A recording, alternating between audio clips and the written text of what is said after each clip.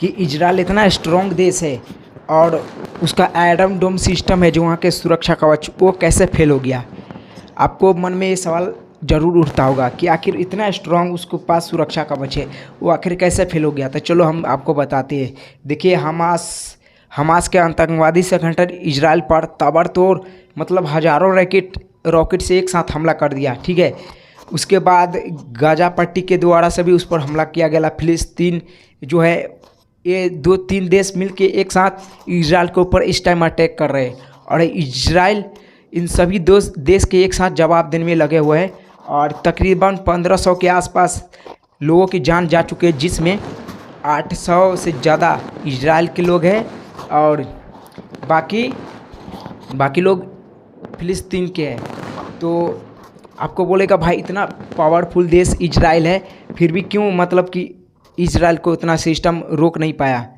तो आपको बता दें कि देखिए, किसी भी सिस्टम का एक कैपेसिटी होता है, अगर उससे ज़्यादा अगर कोई उस पर रॉकेट फायर करता है तो वो नहीं रोक सकता।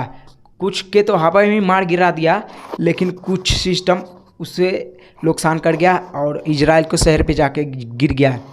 इस टाइम भी मतलब इजरायली की सेना है वो पूरा अपने दुश्मनों के खदेड़े में लगा हुआ है और इजरायली सेना ने घोषणा कर दिया है कि मतलब 48 घंटा के भीतर गाज़ा पट्टी को अपने कब्जे में ले लेगा। मतलब कि जो भी उसको आतंकवादी संगठन की इलाका बचा है वो इजराइल अपने हिस्से में ले लेगा, अपने टेरिटरी में शामिल कर लेगा। तो भैया, जो आतंकवादी संगठन इतना कूद रहा था भैया, उसको अब ये डिसाइड करना होगा कि भैया इससे जंग तो किए, लेकिन अंत इजराइल ही करेगा और जो भी इसका ज़मीन बचा उसको भी हड़प लेगा। क्योंकि भले मान लेते हैं जो वहाँ के इंटेलिजेंस एजेंसी है बहुत ही टफ है, मोसाद इजराइल के बहुत ख़तरनाक एजेंसी माना जाता है, उससे भारी चूक हुआ है, लेकिन अब बच नहीं पाएगा क्योंकि बार बार चूक नहीं होता, ठीक है। और बहुत सारे नागरिक के जान जा चुका है, मतलब हज़ारों रॉकेट इस समय इजराइल के ऊपर फायर कर रहा है, जिसमें से मतलब 80% को तो हवा में ही मार गिरा दे रहा। इजराइल को एयर डिफेंस सिस्टम है वो। उसके बाद इजराइल के सैनिक के या कुछ नागरिक के जो ये क्या बोलते हैं हमास के कुछ आतंकवादी संगठन कब्जे में ले लिया था।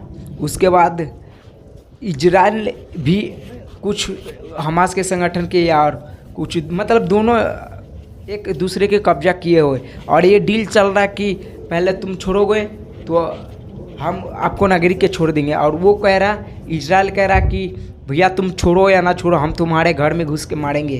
तो अपना जो एक बार आतंकवादी ने हमारे जो प्लेन के हाईजैक कर लिया था 1999 में, उसके बाद आतंकवादी ने ये डिमांड रखा कि हमने इतने इसको छोड़ देंगे, आप हमारे नागरिक को छोड़ दो। आतंकवादी ने बोला कि आप हमारे जो है आतंकवादी है उसको छोड़ दो, हम आपके नागरिक के छोड़ देंगे। अब भारत सरकार ने ऐसा किया भी, लेकिन इजराइल ऐसा नहीं कर रहा। इजराइल उसको ठोकने में लगा हुआ है इस टाइम।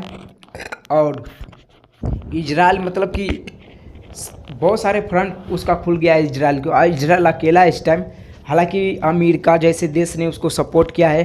अमेरिका बोला है कि हम हथियारों का तुरंत इजराइल को सपोर्ट करेंगे, मदद करेंगे, उन्होंने अमेरिका ने बोला है। उसके बाद भारत और बड़े बड़े ब्रिटेन, ये सब देश इजराइल के समर्थन में आ गया है। ईरान, कुवैत, पाकिस्तान है ना, तुर्की, ये सब फ़िलिस्तीन के समर्थन में चला गया। जी, ज़्यादातर इस्लामिक स्टेट है वो फ़िलिस्तीन की तरफ चला गया है।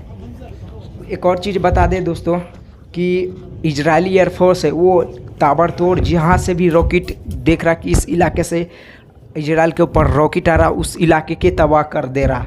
जहाँ से देख रहा कि इधर से रॉकेट आ रहा उस इलाके को ही तबाह कर दे रहा है एयरफोर्स के जरिए इजरायली सेना ने।